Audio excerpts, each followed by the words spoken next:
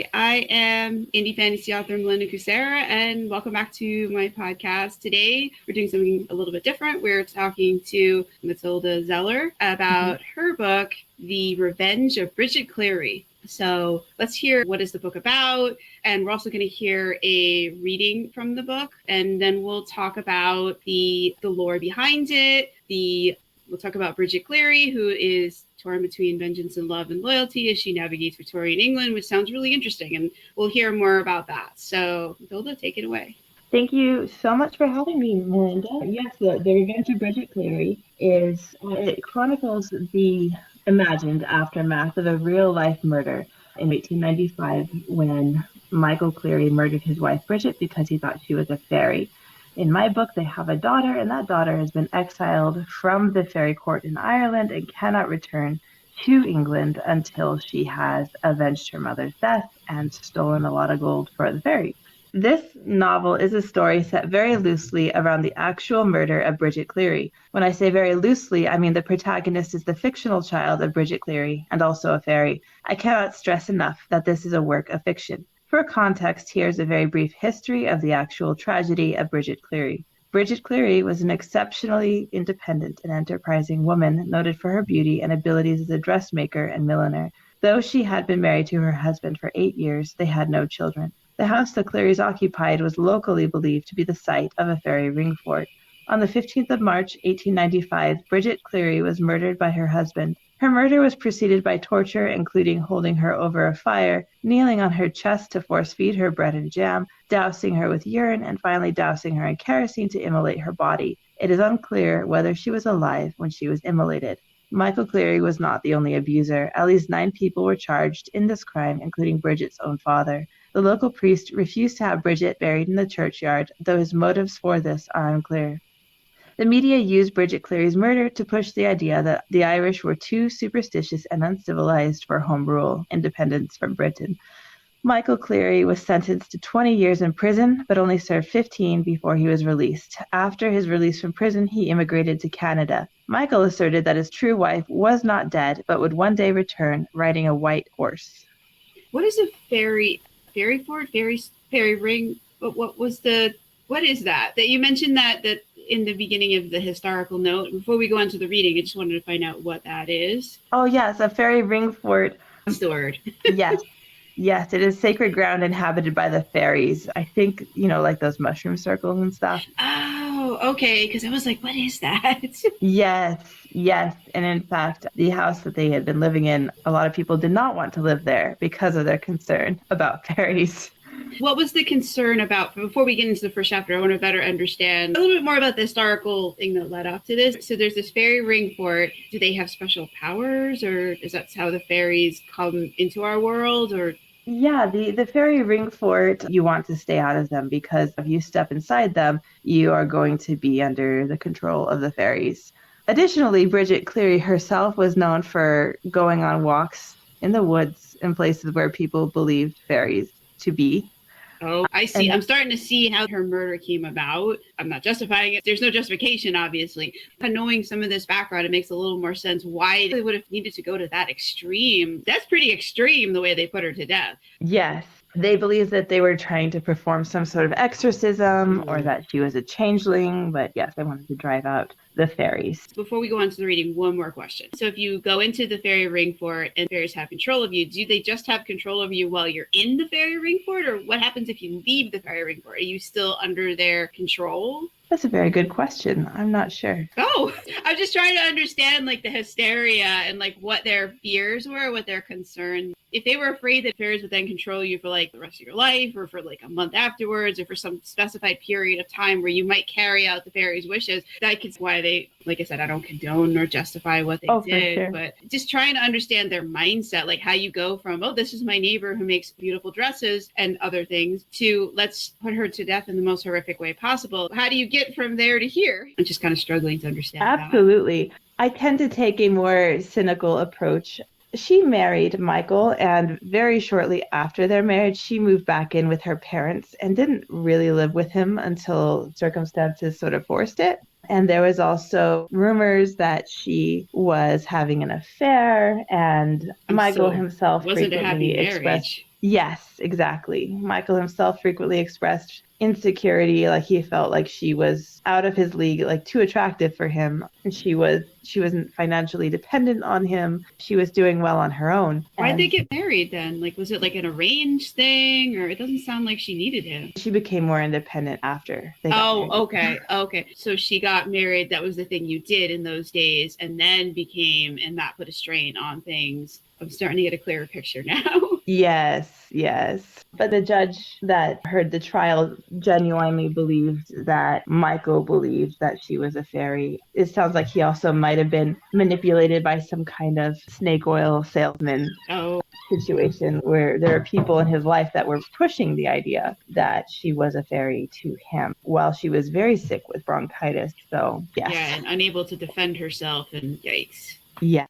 Well, thank you for that. Not that that condones, nor explains, nor justifies in any way, but at least we get a clearer picture of more of the circumstances. Does your book go into more about their relationship, or does it focus mostly on the daughter? I think you said your book is about a fictional daughter that she had. Yes, the book focuses on the aftermath of the murder through the fictional daughter, but Brigid Cleary's story is told through a series of flashbacks throughout the book to help give context and weight to what happened. So, yeah. Wow. Okay, let's get to chapter 1 now.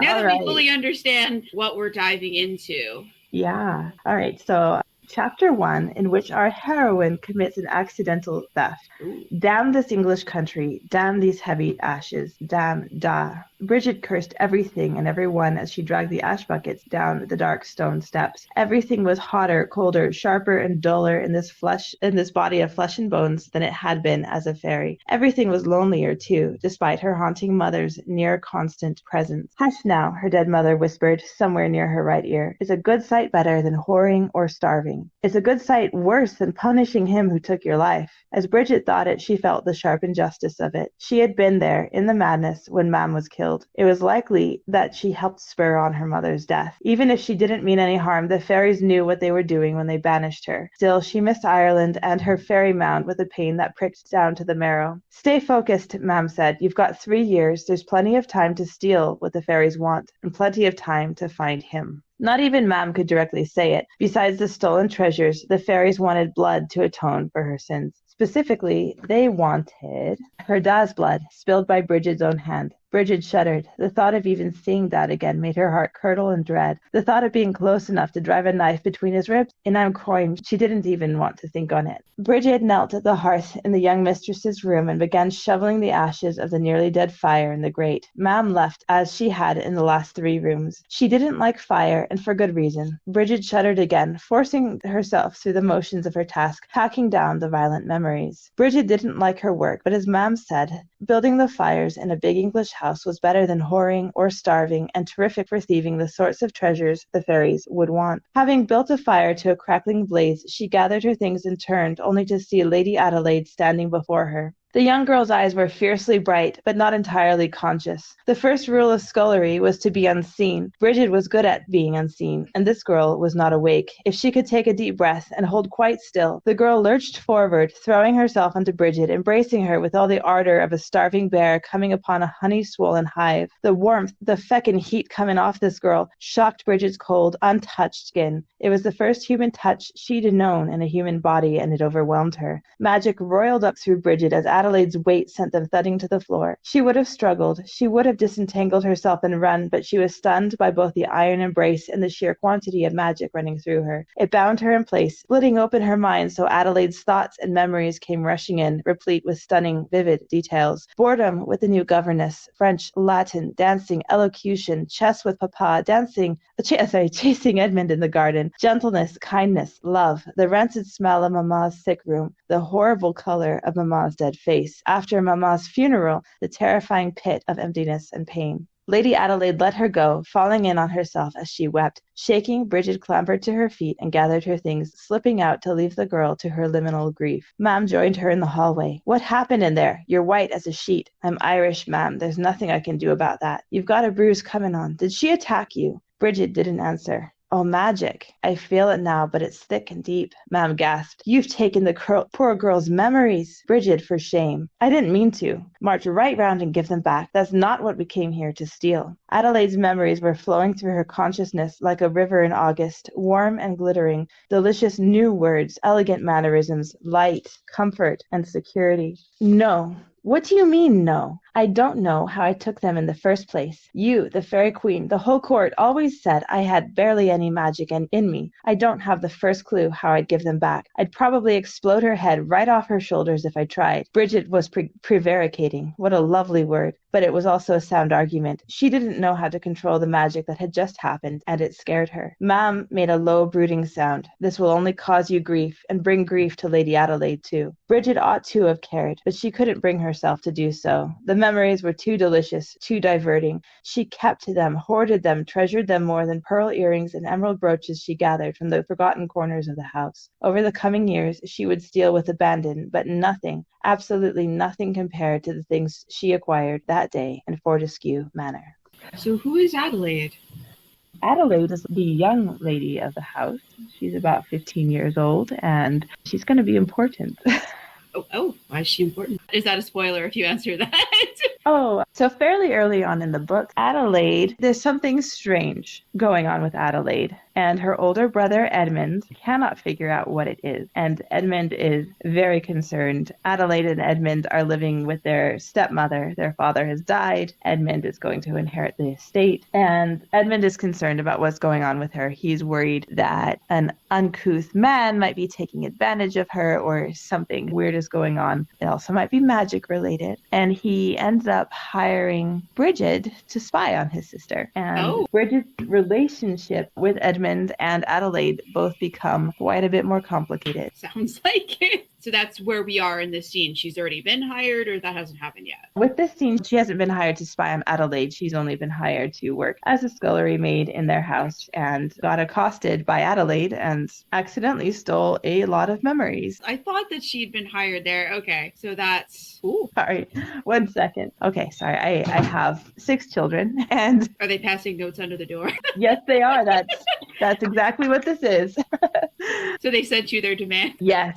Whenever I do one of these things, there are always a few demands and a little bit of bribery involved. How old are the kids? The youngest is 3 and the oldest is 15. So preschool to high school. Ouch, that's quite the spread. Yeah, it's a lot of fun, but it's very busy, and it makes getting an uninterrupted hour a complicated undertaking. I see, as the note slid under the door shows. Yeah, absolutely. Let's get back to the Revenge of Bridget Cleary. So why did you title it that? How is Bridget getting revenge from beyond the grave? Well, I would tell you, but that's a spoiler. Okay. All right. So we need to read the book to find out the answer to that question. Yeah. All right. So Brigid Cleary is Brigid Cleary's daughter? Yes.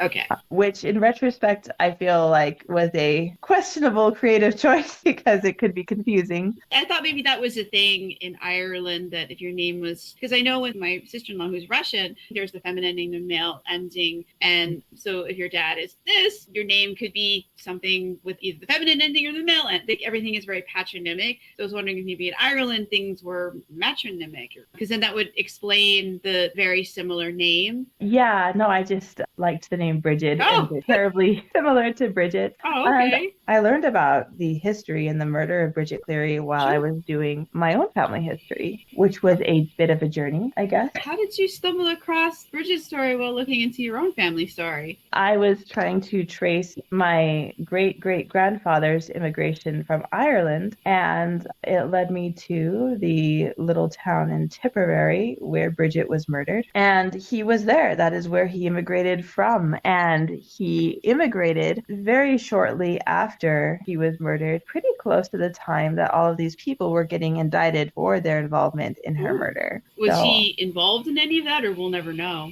That's exactly what I want to know. I have questions. At the very least, there's no way that he did not know what was going on. In fact, one of the lawyer's defense of Michael Cleary in the murder trial was that if he had actually been intending to murder his wife, he wouldn't have left his house's door open while he was beating eating her. I mean, that's a strange defense. It is a really strange defense, but it was the idea that the entire community knew what was going on and men beat their wives, and this was just a case of him accidentally taking things too far, which, I mean, I don't know. I don't really think that's a very good argument when you end up setting your wife on fire. But yeah, I'm not sure how that wow. Did he leave the door open expecting the fairies or somebody to stop him? Or that's a really good question. I am not sure, but there were 9 people indicted besides him in her murder, including Bridget's own father,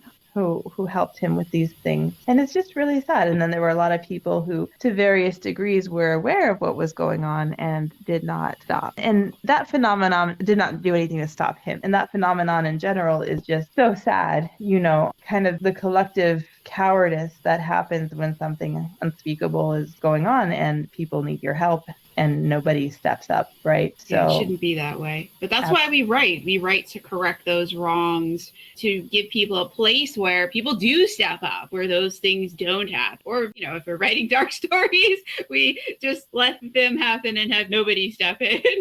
All depending on where you fall on the spectrum. I think that's a large reason why a lot of us write fantasy stories, because you can correct that. Yes, absolutely. And that is definitely one of the driving forces behind me writing this book, was that desire to give Brigid Cleary some sort of restorative justice for the grievous injustices that were, brought upon her. Yeah, there's nothing she could have done to have deserved anything like that. Yes. Even if she was cheating on him with the milkman, that does not justify torturing her and setting her on fire. No, God no. Right? So we write stories to right wrongs. And also teach people, hey, if something bad is going on, giving people examples of other people stepping up and stopping it. Hopefully we are showing people that you shouldn't stand by and let these things happen, that the right thing to do is to go in and do something. Yeah, absolutely. I definitely agree. I firmly believe that. Yeah. So I'm on the wavelength with you. But I do want to go back to, you said something kind of fascinating earlier. Not that all of this isn't fascinating, because it is. I didn't know any of this before coming into this. And I'm really grateful that you signed up for this so we could talk about this. There was something about Brigid needing the blood of her father. What is that about? Oh, the fairies want a blood atonement for the murder of Brigid. They are very angry and they want her to kill her father and bleed him out. So they just gave her this ultimatum. And it sounds like she can't go back to the fairy realm unless she does this one thing for them. Yes. And with fairies, I don't know if it's true in your book, but with many fairy stories, there's often you do this thing for them and you're expecting to get something, but what you get is not always what you thought. Absolutely. There's some kind of price or twist. There's always a catch, a twist, a complication whenever you have any kind of interaction with fairies, right? So that holds true in your version of Victorian England. Yes, absolutely. You can't trust fairies, right? Right. Even when they have been done wrong by, you still can't fully trust them because they are always going to have their own angle that they're working, right? That's true. So we'll have to read The Revenge of Bridget Cleary to find out what that price or that catch is for Bridget if she does this thing. Yes. And if she does the thing, we don't know if she's going to kill her father and bleed him out to appease the fairies. So you have to read to find out that as well. We're not going to discuss that here. That's a big spoiler. Yes, absolutely. And when you are a relatively young person who doesn't really have much experience with violence, except for maybe witnessing the horrific murder of your mother, you might feel somewhat conflicted about killing someone, even if they deserve it, right? Yeah. Was he a good father to her? Because that could, okay. Well, I mean, that's complicated. Oh, okay. Is that a spoiler that we can't discuss? Yes. Okay, yes. We're backing away from that. So let's talk more about the fairies then. Do we see them, or is it very grounded in the human side of this story? It is fantasy, but there's a whole spectrum where you can have lots of magic and fairy creatures or less magic and fairy creatures where they're kind of more background. Where does the Revenge of Bridget Cleary fall? This one falls more on the less, you see less of the fairies. And it's more bits and pieces and hints of things coming together about the fairy world and about human interaction with it. she also ends up very early on getting commissioned to model for a Pre-Raphaelite painter. And I don't know if you're very familiar with the Pre-Raphaelite art movement, No. but they painted a lot of fairies and Oh, witches and goddesses, and they always use these very thin, pale, waifish, dark-eyed, not always pale. I mean, they actually were definitely women of color in the Pre-Raphaelite movement, but there's this look that people associate with the Pre-Raphaelite art movement. There's a lot of Ophelias and Belles Dames sans merci, these witchy fairy creatures or mermaids that seduce unsuspecting young men or drag them off into the woods or whatever. The idea here is that perhaps the Pre-Raphaelite Brotherhood and these men who made these paintings could recognize women and girls who were in fact fairies or somewhat supernatural, and those are the people that would figure out how to entice or coerce into modeling for them. And another thing that plays into this book is with the Pre-Raphaelite art movement and the Pre-Raphaelite Brotherhood that made these paintings, they ended up taking horrible advantage of a lot of the women and girls that modeled for them. So is Brigid going to get revenge for them too? Maybe? Yes. When she falls in with other somewhat fey Pre-Raphaelite art model people, they uncover more injustices in the human world against fairies. And of course, those need to be rectified as well. Is she going to find out about injustices that were done on the fairy side to humans and have to deal with that? Or we're not doing that in this book? Yeah, that can be kind of fascinating, because otherwise the fairies seem like the good guys. Well, I mean, fairies are always morally gray, but that doesn't mean you can't do them wrong, right? Right. And when you do them wrong, they don't tend to be very forgiving. Right. But if all the humans that she's finding out about are bad and the fairies are just asking for revenge for her mother, they start to seem good to her, and that could lead her into a lot of trouble. Absolutely, it can. It definitely can. And not to give away anything in the book, but some of the things that, happen to women and girls that did model for Pre-Raphaelites. A milder example is, I don't know if you've seen that painting of Ophelia kind of like floating in a river surrounded by like water lilies and stuff. Yes. And she's got like her super long hair and it's ambiguous whether she's dead. That painting, the artist hired a lower class working girl to pose by floating in that dress in a bathtub in the middle of winter. Oh, God. That must have been cold. He kept candles burning under the bathtub, but she still ended up getting hypothermia because he was forcing her to stay in this cold bath, fully clothed for long periods of time so that he could paint her to make that painting.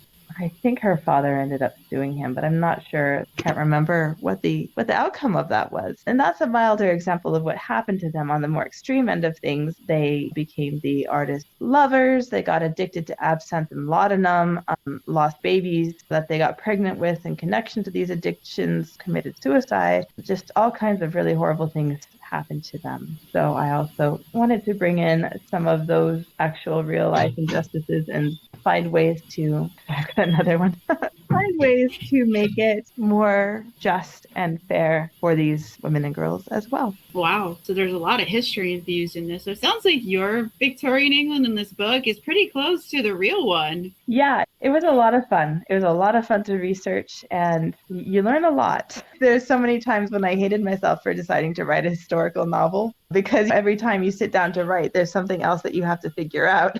Yeah. Yeah. But it was still a lot of fun. And sorry, 1 second.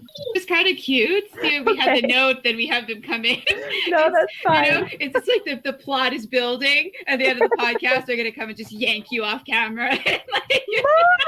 I feel like we're building to like the full invasion of the children. Right. Eventually, they will stage a revolution and you will see the full force of their power. I think it kind of plays into the whole fantasy thing too. And it's kind of cute. Like, we've had a lot of darkness and now we have this sort of cute interplay with you and your kids. I don't want to leave it, if you don't mind. I think that's the fun of like these sorts of podcasts, is that they're freer and relaxed and they hear us with our hair down, so to speak, in a more natural way. Yeah, weird. Yeah. No, absolutely. Absolutely. And they're part of your life. They really are. They're an integral part of my life for sure. So we've talked about the Pre-Raphaelites, we've talked about Victorian England, we've talked about the fairies, we've talked about Brigid Cleary and Brigid. So is there any other like fantasy elements or mythological details or anything else you want to talk about the lore behind the book?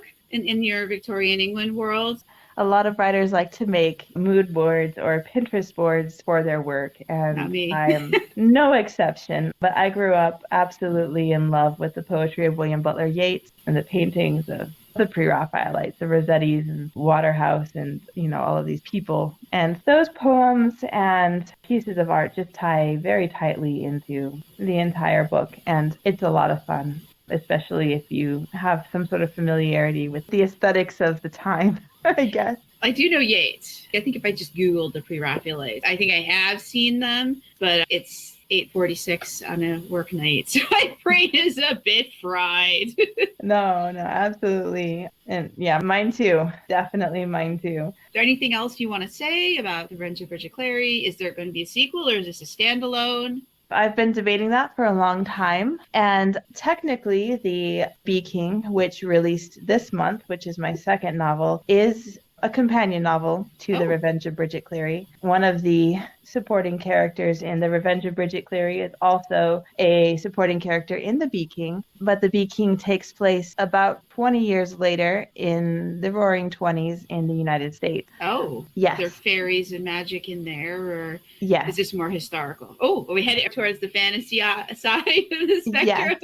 It's definitely still dark with fairy. Well, fairies is a different mythos because The Bee King deals in what if there was a race of bees that are like bees, but they're also sentient and their honey can give you special abilities. I don't know if you're familiar with beekeeping, but bee society is a little bit horrifying. I know there's the queen, there's the two males, and everybody else is a drone. Yes, there's a queen. When bees want to replace their queen, if she's getting old and she's not laying as many eggs or something, a couple of worker bees who are tending the larva will pick one baby and they will continue feeding it royal jelly, way more royal jelly than anyone else. And that will create a female that has much more defined sexual attributes, is capable of reproduction, right? Because all the workers are technically female, but only the queen can reproduce. And when that baby is born, the first thing she has to do is have a fight to death with the queen. But then after that, she has to go and reproduce, and the drones do not survive that. If you're a drone and you get to be a baby daddy with the queen, you're going to die in the process. The plot of that more follows what if there is a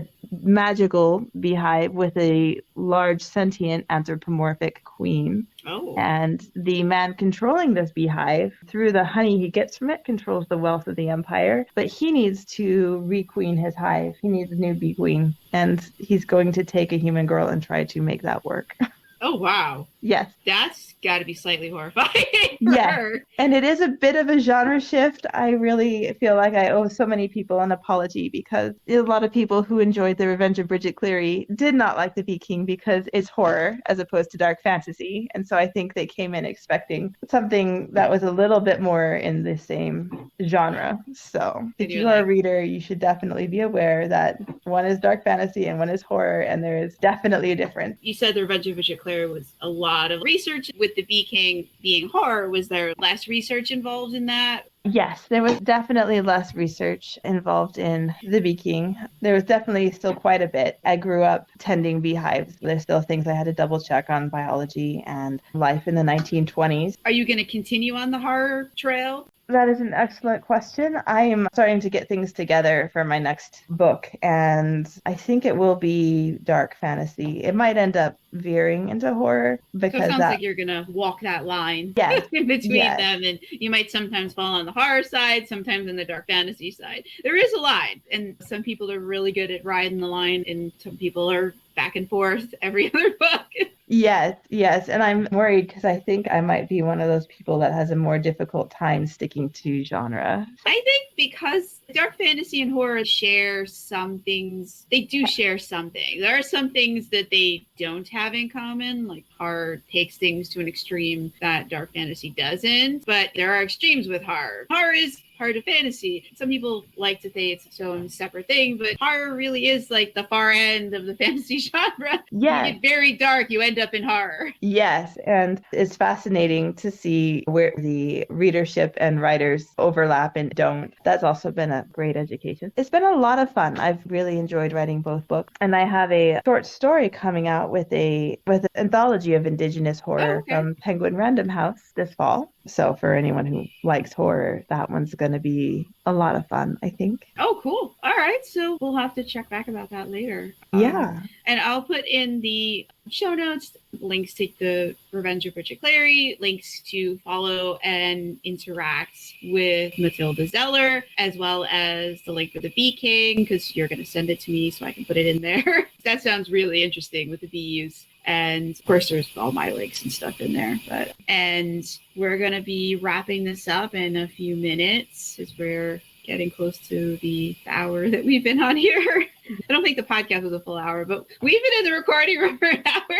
Yes. And we want to end before the stampede of children. Yes.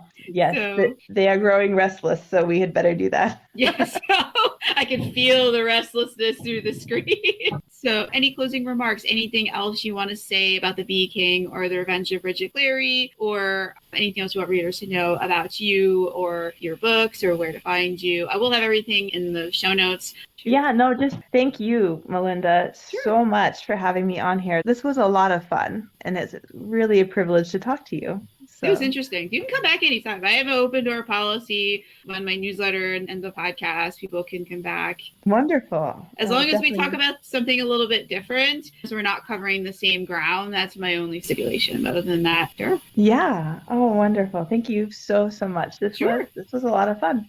Sure. And now you know the drill. And we're going to close out the podcast. Thank you, Mathilda Zeller. And again, I am Melinda Kucsera. Thank you so much for joining me for this interview. And there's going to be quite a lot of interviews coming up with authors who are part of the self-publishing fantasy blog off number 9. And I also entered that competition. I entered Curse Breaker Enchanted, which I've been reading on this channel, and I will get back to that, I promise. But I wanted to interview some of my fellow entrants. Only 300 books can enter the self-publishing fantasy blog off, and there will be, I think, 10 semifinalists, and then there will be one winner. But it's really about making people aware of self-publishing fantasy books and the authors who write them. So I've decided to try and interview as many of them as I can so you can get to know them and their books. And also, I hope you're cheering on my book from the sidelines. Curse Breaker Enchanted is free again in celebration of the self-publishing fantasy blog off. And you can grab that on Amazon, Barnes & Noble, Kobo, all the places. I will have a link in the show notes as always. And if you want to read the next Curse Breaker book before it comes out, that is the 10th book in the series, if you've forgotten, and that book is called Shards for His Gift, then you should head on over to my Patreon. I'll have that link in the show notes as well, where at every single level you get access to read it. And I am currently writing the last few chapters, so there's a lot to read on that. And I will start writing the next book in the queue probably next week. I'm trying to finish up the 10th book this week so that we can start getting the editing organized. So that's going to be a wrap. See you next time. Have a great night or day, wherever you happen to be listening.